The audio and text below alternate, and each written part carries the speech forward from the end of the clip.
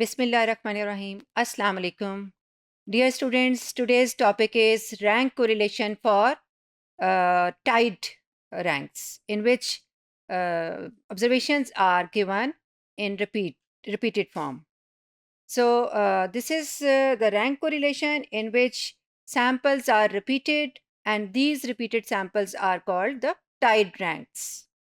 This is an example in which ranks are assigned and the observations are given in repeated form. For example, in the row of x, 10 is 2 times. It means it's a repeated number. And in the row of y, 7 is repeated twice.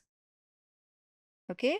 So this is the question of tied ranks.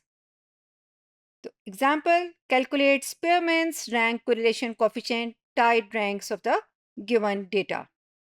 For the solution, first of all, we write the observations x and y and then assign them ranks according to the magnitude. First of all, in the column of x, you can observe the highest value is 15. So 1 is assigned. And then second highest is 12. So its value will be 2. Third highest and fourth highest both are 10. ठीक है जी, आप देखें 2 बार 10 आ गया. आपने अपना number जो है वो ब्रेक नहीं करना. किसी एक 10 को आप 3 और नेक्स्ट वाले को 4 दे देंगे, क्योंकि हम सीक्वेंस अपना ब्रेक नहीं करेंगे. तो हम इसको 3 कह देते हैं और इसको 4. ठीक है जी. उसके बाद नेक्स्ट जो आपकी वैल्यू है वो भी 2 दफ़ा आ रही है. वो क्या है? 8 और 8, ट्वाइस 8 है. ठीक है. तो सीक्वेंस अगर हम देखें तो 1 2 3 4 रैंक्स हम असाइन कर चुके हुए हैं. तो अब हमारे पास 5 आता है नंबर. तो हम एक को 5 दे देंगे, एक 8 को, और दूसरे 8 को हम 6 दे देंगे. ठीक है. इससे कोई फर्क नहीं पड़ता कि किसको आपने कौन सा असाइन करना है. अब आप देखिए कि 10 को आपने जो असाइन किए हैं, जो 2 10 लिए थे आपने, उनको एक को 3 दिया और एक को 4. तो आपने एक्चुअली क्या करना है, इसका एवरेज कैलकुलेट करना है. 2 ऑब्जर्वेशंस थी, 3 + 4 डिवाइडेड बाय 2. ठीक है जी. तो एवरेज क्या आ जाएगा? 3 + 4 divided by 2. So it must be 3.5. तो आपने क्या करना है, दोनों टेंस को जो रैंक असाइन करना है वो 3.5 है. यानी कि अगर सेम मार्क्स कोई ले रहा है तो दोनों को रैंकिंग में इक्वल वेटेज मिलनी चाहिए. तो हम क्या असाइन करेंगे, इस 3 को भी रिप्लेस कर देंगे 3.5 से, और इस 4 को भी रिप्लेस कर देंगे 3.5 से. तो इस तरह से इन दोनों के रैंक्स जो हैं वो 3.5 हो जाएंगे. ठीक है जी. अब उसके बाद देखिए 8 भी आपका 2 टाइम्स आया हुआ था, और जो 8 को हमने रैंक्स दिए हैं वो क्या दिए हैं? 5 एंड 6. ठीक है जी. 8 को जो हमने रैंक्स दिए हैं, दोनों 8 को, एक को 5 दिया और एक को 6. और जब हम इसकी भी एवरेज कैलकुलेट करेंगे तो वो आ जाएगी 5.5. तो हमने दोनों 8s को जो रैंक असाइन करना है वो 5.5. तो आप देखिए कि इस 5 की जगह भी हमने 5.5 लिखा और इस 6 की जगह पर भी 5.5 लिखा. तो इस तरह से हमारा जो रैंक का कॉलम है वो फाइनली कंप्यूट हो गया. अब उसके बाद आपने x के बाद y को रैंक्स देने हैं. अब y में देखिए आपके पास 7 2 टाइम्स आ रहा था. ठीक है जी. और बस सिर्फ 7 ही 2 टाइम्स है. तो आपने जो हाईएस्ट वैल्यू है सबसे पहले उसको रैंक देना है, जो कि 9 है. उसको हमने 1 असाइन कर दिया. 9 से जो सेकेंड हाईएस्ट है वो 8 है, उसको हमने 2 असाइन कर दिया. ठीक है. यानी हम दोबारा से लिख लेते हैं 1 2. उसके बाद 7, एक बार 7 है और दूसरा भी 7. किसी एक को आप 3 दे दें और दूसरे वाले 7 को 4 दे दें, क्योंकि आप सीक्वेंस में जा रहे हैं. और नेक्स्ट आपने 6 को 4 के बाद असाइन करेंगे 5 और 4 को असाइन करेंगे 6, क्योंकि ये लास्ट वैल्यू है आपकी. अब आपने क्या करना है कि जो 7 को रैंक्स दिए हैं वो क्या हैं? 3 एंड 4. तो आपने जो 7 के रैंक्स हैं 3 और एक दफ़ा 4, इन दोनों का क्या करना है? एवरेज कैलकुलेट करना है, जो कि कितना आ जाएगा? 3.5. तो आपने यहाँ पर 7 को भी 3.5 असाइन करना है और दूसरे 7 को भी 3.5 असाइन करना है, और बाकी सब रैंक्स तो आपके ठीक थे. तो इस तरह जब टाइज हो जाएं, रिपीटेड वैल्यूज़ हों, तो आपने पहले सीक्वेंस में रैंक को असाइन कर देना है और उसके बाद वो वैल्यू जितने टाइम्स रिपीट हो रही है उनको अलहदा करके उनका एवरेज कर लेना है। फॉर एग्जाम्पल अगर आपके पास 7 3 टाइम्स होता, तो फॉर एग्जाम्पल यहाँ देखते हैं कि ये वाला जो 6 था आपका, ये वाला 6, ठीक है, ये भी 7 होता, फॉर एग्जाम्पल ये भी 7 होता।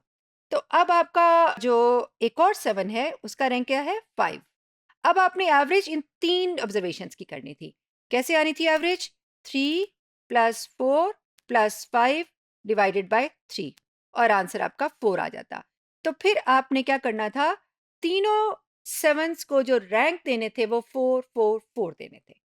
ठीक है जी? तो इस तरह से हम इसको लेकर चलेंगे। अच्छा, अब जब रैंक हमने असाइन कर दी है तो उसके बाद अब आपके पास डी का कॉलम आएगा और डी का कॉलम अभी हम डिस्कस कर चुके हैं कि किस तरह से आएगा, रैंक्स का डिफरेंस। ठीक है जी, R X minus R Y या फिर R Y minus R X. तो पहली वैल्यू आप देखिए, दोनों आर्स के कॉलम में रैंक्स में 3.5 और 3.5 थी, तो डिफरेंस क्या आ गया, 0। ठीक है जी, फिर आपने देखा 5.5 माइनस 6, तो आपके पास जो रिजल्ट आया वो माइनस 0.6 आ रहा है।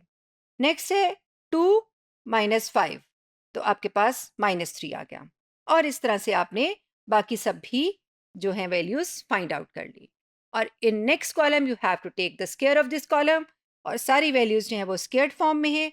और इस कॉलम का जो टोटल है वो आपके सामने दिया हुआ है, summation d square which is equal to 38। ठीक है जी, तो इस 38 वैल्यू को हमने अब रैंक का जो स्पीयरमैन्स रैंक को रिलेशन कोफिशिएंट का जो एक्सप्रेशन है, जो फॉर्मूला है, उसमें सब्स्टिट्यूट करना है। तो एन आप इसमें नोट कर लीजिए कि एन कितना है, जो नंबर ऑफ ऑब्जर्वेशन हैं, कितने पेयर्स आपको दिए हुए हैं, 1 2 3 4 5 6, सो एन इज 6। ठीक है, तो हम ये 6 को और समीशन डी स्क्वायर, इन दो वैल्यूज को सब्स्टिट्यूट करने जा रहे हैं रैंक को रिलेशन फॉर्मूला में। ठीक है जी, तो समीशन डी स्क्वायर का रिजल्ट जो है वो आपके सामने 38 आ गया और ये वैल्यू जो है ये 6 सब्स्टिट्यूट होगी। After simplification result is minus 0.08। अगर आप नंबर लाइन बनाएं तो यहाँ पे 0 है और यहाँ पर आपका -1 और ये +1। ठीक है जी, इस तरह से। तो ये सेंटर में 0.5 हो जाएगा, -0.5 और यहाँ कहीं 0.1 और 0.08 इससे थोड़ा सा पीछे। इसका मतलब है कि ये वैल्यू 0 से बहुत क्लोज है। तो हम क्या कहेंगे कि दोनों वेरिएबल्स नेगेटिवली कोरिलेटेड हैं, but correlation is very very weak. ठीक है जी, इसका मतलब है कि एक वेरिएबल अगर इंक्रीज करता है तो दूसरा वेरिएबल डिक्रीज करता है, नेगेटिव तो ये शो करता है आपको, लेकिन ऐसा बहुत ही कम होता है।